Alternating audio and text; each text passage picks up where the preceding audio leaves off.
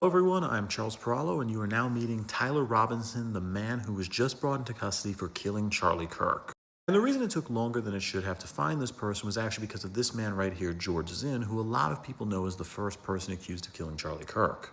That's because George Zinn in the state of Utah plays the role of the 71-year-old busybody who goes to a bunch of events around the entire state protesting and just heckling the people who attend. So after the shooting happened, he actually raised up his hands and said he did it, at least according to the cops. Because George Zinn allegedly did that, he actually made it extremely difficult for the cops to find Tyler Robinson because there's 47,000 people on campus, many of whom fit Tyler's description. So because of that, they didn't look for the first half an hour for another killer because they thought they already found the guy.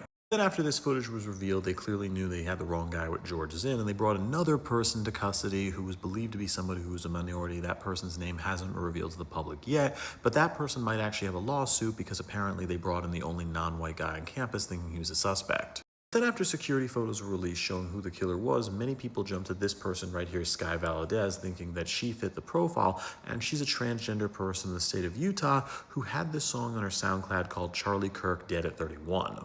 This whole thing went viral with her as a suspect because this song was released a month ago, so a lot of people were making this assumption that Sky planned this thing for an entire month, but in all reality, she just renamed the song on the SoundCloud to Charlie Kirk Dead at 31, and then she deleted it after a lot of people actually seriously thought she was a suspect. But now we get to meet the actual killer, and that's Tyler Robinson, a 22-year-old in the state of Utah. And the entire reason he was busted was not because of the cops or FBI, but actually because of his father. His father is a cop with 27 years experience, and it's being reported that Tyler Robinson came to his dad afterwards saying he was the one who did the shooting. So because of that, the father convinced him to confess, saying that's either he confesses and does it, or the father is going to turn him himself. So for Tyler Robinson's background, they did a quick house search on him. He does seem to be coming from an upper income background where it appears both of his parents are working. Cops in the state of Utah are paid pretty well. And he does come from a home background where, the house is worth $600,000. So this is not a person in poverty.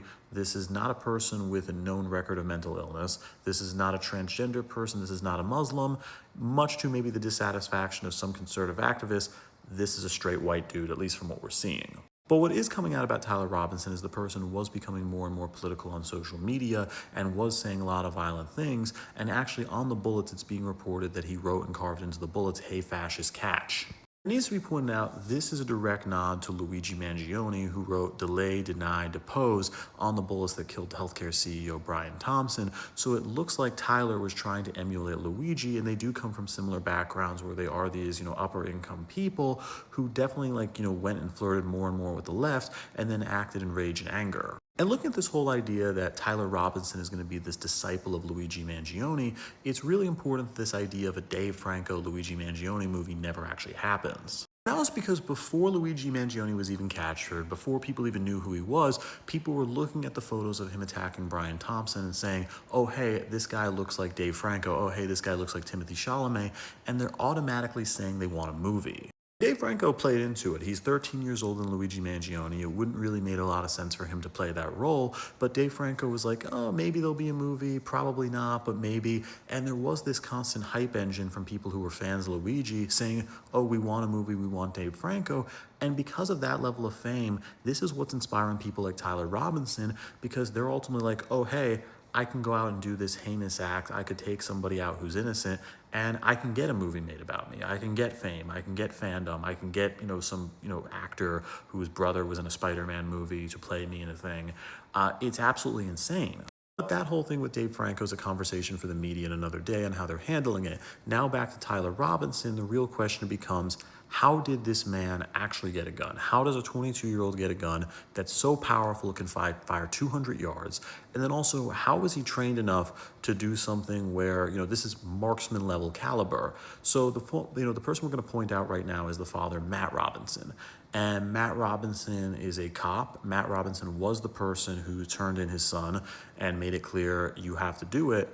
But the thing with Tyler Robinson and Matt Robinson is this might be the guy he got the gun from. Now, it's easy to get a gun in Utah. 48% of people have it, but it is very likely this weapon might have been stolen from the father who was a cop, and that actually could put the father in legal jeopardy, even though he was the one who turned his own son in.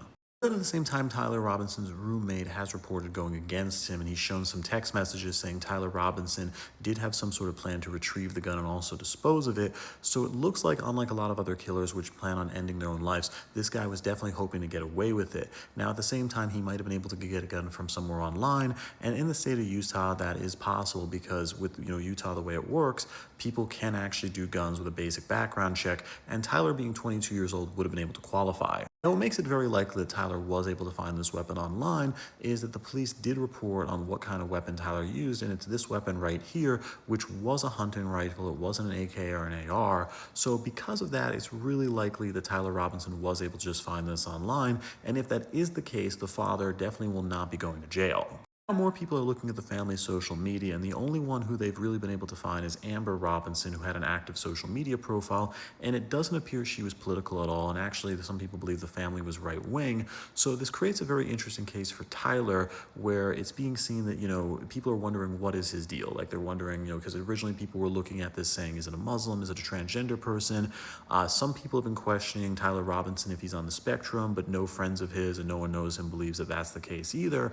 It's just being reported that there might have been some parental or family resentment that made him get more and more political over the last couple of years and radicalized.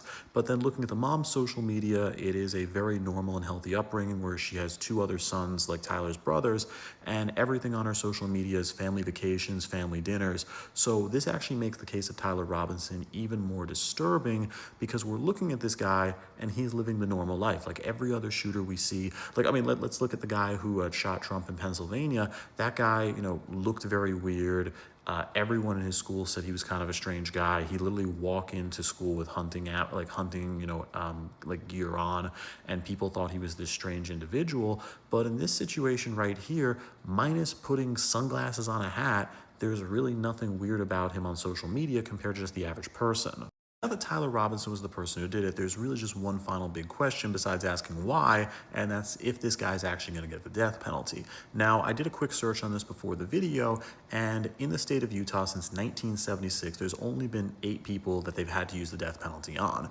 Now, in the case of Tyler, this was premeditated, this was pre-planned, this is not homicide, this is murder.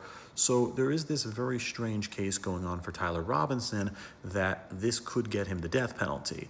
But at the same time, there's also politics, and this is weirdly why he might get protected by Charlie Kirk. It's because of comments like this right here. This was actually on my Facebook page, or on my personal Facebook. I wrote this dedication to Charlie Kirk because, I met him numerous times in the past. I was friends with him. And one person who was also, a mutual friend between us who went to high school next to Charlie Kirk said that he was highly against the death penalty.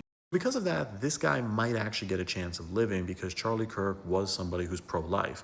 And having known Charlie in the past, he didn't believe in a double standard on life, where unless he thought somebody was actively trying to do harm, you don't kill them. In this situation, this person can no longer do harm. And Charlie would want this person in jail for the rest of his life. I think everybody would. But at the same time, I don't think the family's going to pursue the death penalty, and I don't think the state of Utah is either. So this man might actually get his life saved because of Charlie Kirk, weird enough. But anyway, there's going to be a lot more information coming out. This is a basic profile of the guy. But with that, I'm Charles Peralta. Please subscribe to learn something, and everybody stay safe.